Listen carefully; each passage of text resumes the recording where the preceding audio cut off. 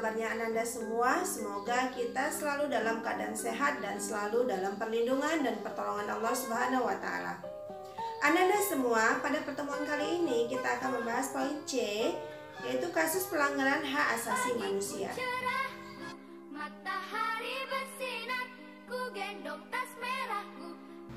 Adapun yang menjadi tujuan pembelajaran kita pada kali ini, diharapkan Ananda dapat menyebutkan penyebab pelanggaran hak asasi manusia, kemudian Anda dapat menganalisis kasus-kasus pelanggaran hak asasi manusia di Indonesia. Penyebab pelanggaran hak asasi manusia. Setiap manusia pasti mempunyai hak asasi. Akan tetapi, hak asasi yang dimiliki oleh manusia dibatasi oleh hak asasi manusia lainnya. Dengan demikian, tidak ada seorang pun yang diperbolehkan untuk melanggar hak asasi orang lain. Akan tetapi, dalam kenyataannya, manusia suka lupa diri bahwa di sekitarnya terdapat manusia yang mempunyai kedudukan yang sama dengan dirinya. Namun, dengan ketamakannya, manusia sering melabrak hak asasi sesamanya dengan alasan yang tidak jelas.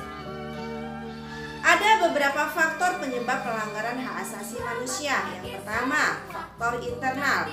Faktor internal adalah faktor yang timbul atau dorongan untuk melakukan pelanggaran hak asasi manusia yang berasal dari diri pelaku. Pelanggaran hak asasi manusia ini ditunjukkan ada beberapa sikap, diantaranya sikap egois atau terlalu mementingkan diri sendiri. Orang yang mempunyai sikap seperti ini akan menghalalkan segala cara agar supaya haknya dapat terpenuhi, meskipun caranya tersebut dapat melanggar hak orang lain. Kemudian sikap yang kedua itu rendahnya kesadaran hak asasi manusia. Hal ini akan menyebabkan pelaku pelanggaran HAM berbuat seenaknya. Pelaku tidak mau tahu bahwa orang lain pun mempunyai hak asasi yang harus dihormati. Sikap tidak mau tahu ini berakibat munculnya perilaku atau tindakan penyimpangan terhadap hak asasi manusia. Selanjutnya, penyebab faktor intern yaitu sikap tidak toleran. Sikap ini akan menyebabkan munculnya saling tidak menghargai dan tidak menghormati atas kedudukan atau keberadaan orang lain. Sikap ini pada akhirnya akan mendorong orang untuk melakukan diskriminasi kepada orang lain.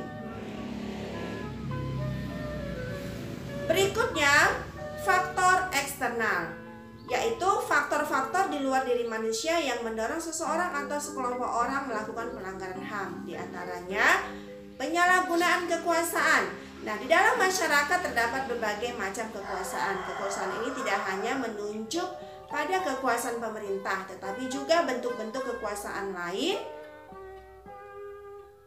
Salah satunya adalah kekuasaan di dalam perusahaan. Para penguasa yang tidak memperdulikan hak-hak buruhnya jelas melanggar hak asasi manusia. Oleh karena itu, setiap penyalahgunaan kekuasaan mendorong timbulnya pelanggaran HAM. Faktor berikutnya yaitu ketidaktegasan aparat hukum. Aparat penegak hukum yang tidak tegas terhadap setiap pelanggaran HAM tentu saja akan mendorong timbulnya pelanggaran HAM lainnya. Penyelesaian kasus pelanggaran HAM yang tidak tuntas akan menjadi pemicu bagi munculnya kasus-kasus lain. Para pelaku pelanggaran HAM tidak akan merasa jerah karena mereka tidak menerima sanksi yang tegas atas perbuatannya. Kemudian faktor eksternal yang lain yaitu penyalahgunaan teknologi. Kemajuan teknologi dapat memberikan pengaruh yang positif, tetapi bisa juga memberikan pengaruh negatif, bahkan dapat memicu timbulnya kejahatan. Nah, Ananda pasti pernah mendengar terjadinya kasus penculikan yang berawal dari pertemanan dalam jejaring sosial. Kasus tersebut menjadi bukti apabila pemanfaatan kemajuan teknologi tidak sesuai aturan, tentu ini akan menjadi penyebab timbulnya pelanggaran HAM. Berikutnya, faktor kesenjangan sosial dan ekonomi yang tinggi. Kesenjangan menggambarkan terjadinya ketidakseimbangan yang mencolok di dalam kehidupan masyarakat. Pemicunya adalah perbedaan tingkat kekayaan atau jabatan yang dimiliki. Apabila hal tersebut dibiarkan, akan menimbulkan terjadinya pelanggaran HAM, misalnya perbudakan, pelecehan, perampokan, bahkan pembunuhan. Selanjutnya kita akan lihat kasus pelanggaran hak asasi manusia. Di Indonesia, meskipun pemerintah telah mengeluarkan peraturan perundang-undangan mengenai HAM, namun pelanggaran HAM tetap selalu ada, baik yang dilakukan oleh pemerintah maupun oleh masyarakat sendiri.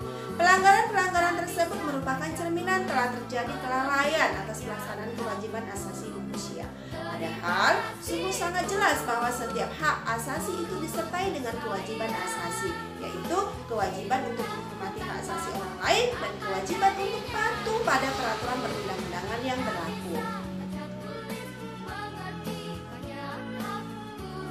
Berikut beberapa contoh kasus pelanggaran HAM yang pernah terjadi di Indonesia. Yang pertama, kerusuhan Tanjung Priok terjadi pada tanggal 12 September 1984. Dalam kasus ini 24 orang tewas, 36 orang luka berat dan 19 orang luka ringan.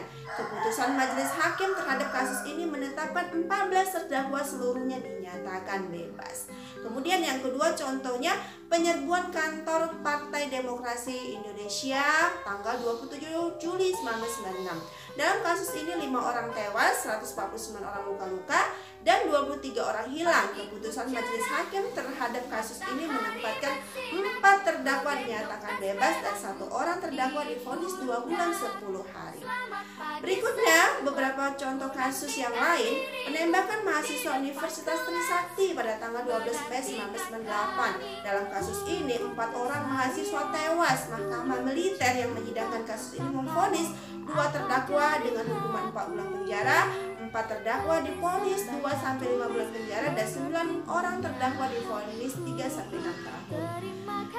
Berikutnya, tragedi Semanggi 1 pada tanggal 13 November 1998. Dalam kasus ini 6 orang mahasiswa tewas. Kemudian terjadi lagi tragedi Semanggi 2 pada tanggal 24 September 1998 yang mengakibatkan seorang mahasiswa tewas. Kasus berikutnya, penculikan aktivis pada 1997 atau 1998. Dalam kasus ini, 23 orang dinyatakan hilang, 9 orang diantaranya telah dibebaskan, dan 13 orang belum ditemukan sampai saat ini.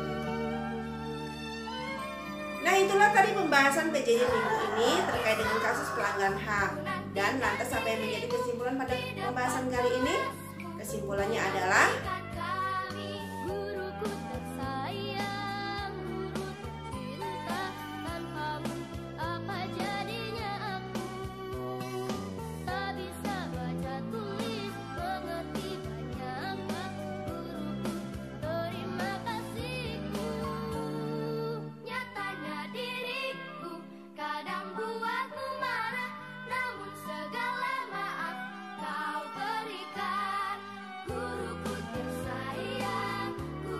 demikianlah pembahasan kita kali ini. Semoga Anda dapat memahami dengan baik.